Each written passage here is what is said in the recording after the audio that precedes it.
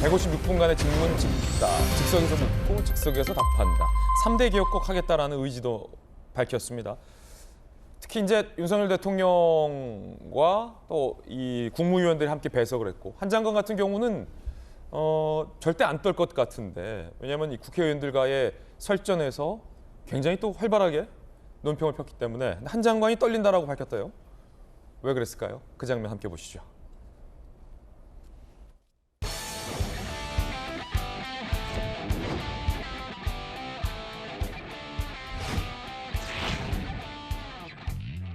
너무 긴장하지 마십시오.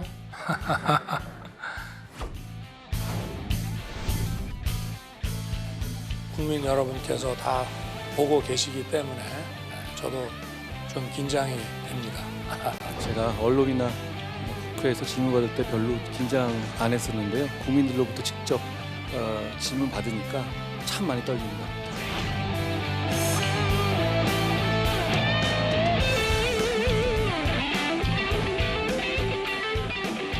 대한민국의 지속 가능성을 위한 선택이 아닌 필수 사항입니다.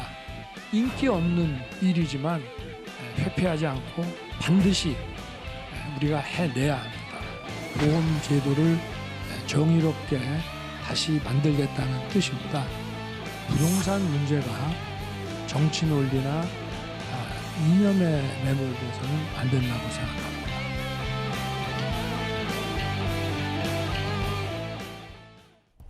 자, 어제 국민과의 대화, 특히 인기 없어도 반드시 3대 개혁을 하겠다라고 밝혔습니다. 함께 보시죠.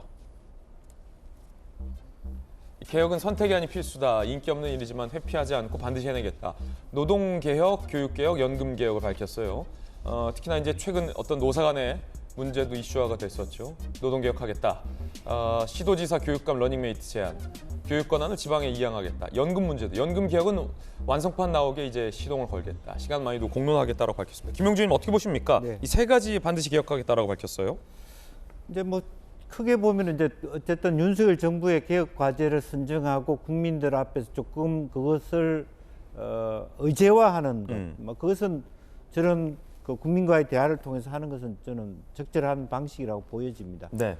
이제 그런데 이제 그것들을 해가는 과정에서 조금 전문가들과의 대화 그리고 또 표현 방식에 있어서 마치 좀 이분법적으로 근데 연금 개혁도 뭐 필요하다라고 하는 부분은 맞습니다만 앞에 것은 포퓰리즘이고 이것은 정의다 이렇게 갈라치게 하는 것이 조금 제가 마음에 걸렸어요. 그러니까 실제로 보면은 지난번에 있어서는 우리나라가 OECD에서 최하위에 말하자면 의료 사각지대라든지 분배의 문제가 있었거든요. 그렇기 때문에 조금 지난 정부에서 그걸 보정하는 과정에서 지나친 면이 있었다.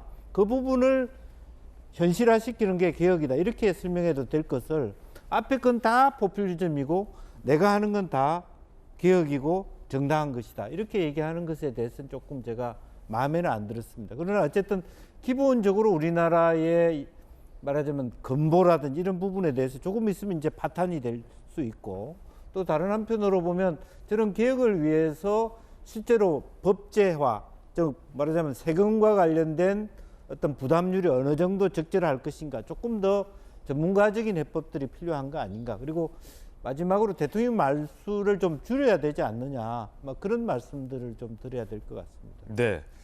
자, 한동훈 장관이 떨린다고 했어요. 그 한 장관에 대해서 굉장히 비판적인 쪽에서는 에이 뭘 떨리는 척 같다라는 굉장히 좀 비판적인 분석도 있고 그렇지 않은 매체에서는 야 천하야 한 장관도 국민들 앞에서는 굉장히 떨리는 마음으로 있었다라는 어떤 상반된 분석도 지금 나오고 있는데 김병민 비대위원님 보시기에는 뭐 어떻습니까? 진심인 것 같은데요. 예. 왜냐하면 한동훈 장관이 떨었던 첫 번째 모습이 법무부 장관으로 지명돼서 쭉 서 있었을 때 기억나십니까? 네네네. 그때 마이크를 잡고 손을 떨었던 장면들이 회자가 됐습니다. 근데 청문회를 거치고 국회 법사위에 딱 들어섰을 때는 민주당의 김남국 의원이랑 최강욱 의원이 얘기했던 첫 번째 막 모습들을 보면서 전혀 말도 안 되는 이모, 3M 뭐 이런 걸 갖고 얘기를 하니까 예. 웃으면서 긴장이 많이 풀어졌던 것 같아요. 아 웃겨서. 예, 그 말도 안 되는 내용을 갖고 얘기를 하니까 거기에 대해서는 분명하게 맞대응했던 일들에 대한 자신감들이 좀 넘쳐나게 보였던 것 같고요. 국민이 직접 묻는 대화 과정 속에서는 당연히 공직자로서 무거운 마음 또 떨리는 자세를 가질 수밖에 없지 않겠습니까?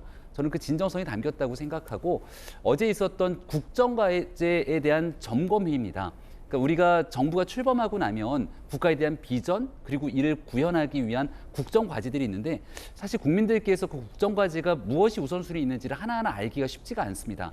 그 내용들을 최대한 좀 편안하게 국민들께 전해드릴 수 있는 과정들을 가졌던 것이고 보시는 것처럼 1차 국정과제 점검회의였거든요. 예. 윤석열 정부가 추진해 나가는 국정과제에 대한 내용들을 국민들과 소통하는 과정들을 앞으로도 계속 가져갈 것으로 보이기 때문에 정책에 대해서 윤석열 정부의 앞으로의 5년의 방향에 대해서 조금 이해도를 높일 수 있는 시간이었다고 평가하면 좋겠습니다. 진짜 떨린 거다.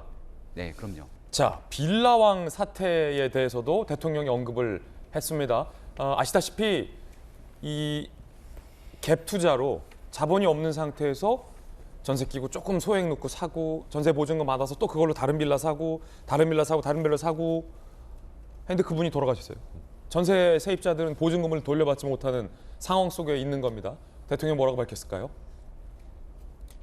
부동산 문제는 정치 논리나 이념에 매몰하면 안 된다. 다주택자 과세 경감에 저가에 임차할 수 있도록 여건 만들겠다. 수요 규제 빠른 속도로 풀겠다라고 밝혔고요.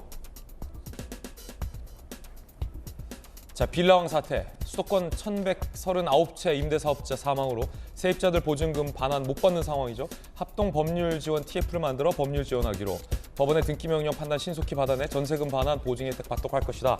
천하 변호사님, 이게 무슨 말입니까? 네, 일단 이게 지금 등기 명령 제도라는 게 있습니다. 내가 보증금을 못 받고 나간다. 그러니까 우리가 이제 보통은 임대차 보증금을 돌려받기 전에 나가게 되면 원래 내가 받고 있던 법적 보호 같은 것들을 많이 상실하게 됩니다. 그거를 막기 위한 것이 임대차 등기 명령 제도거든요.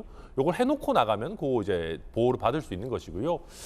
근데 이게 요것만 가지고 되는 것은 아닙니다. 그런데 이제 법률 TF를 만든다라고 하는 것은 최악의 경우에는 이 빌라들을 경매에 넘겨야 될 수도 있는 겁니다. 그러면 저 빌라왕의 상속인들을 상대로 소송을 해야 되는 것이거든요. 전세 보증금 반환 소송을 해야 되는데 이게 한 분 한 분이 개별적으로 그런 절차를 다 거쳐야 된다라고 하면은 굉장히 비용도 많이 들고 사실 시간도 오래 걸리는데 TF를 거쳐가지고 그런 것들을 좀 하겠다는 것이고 그리고 이게 지금 한두 채, 뭐 10채, 20채가 문제되는 것이 아니기 때문에 이거는 좀 공적으로 좀 보증 같은 어떤 공적인 부분들도 따져보겠다라고 하는 대통령의 의지가 담긴 것 아닌가 싶습니다. 그렇군요.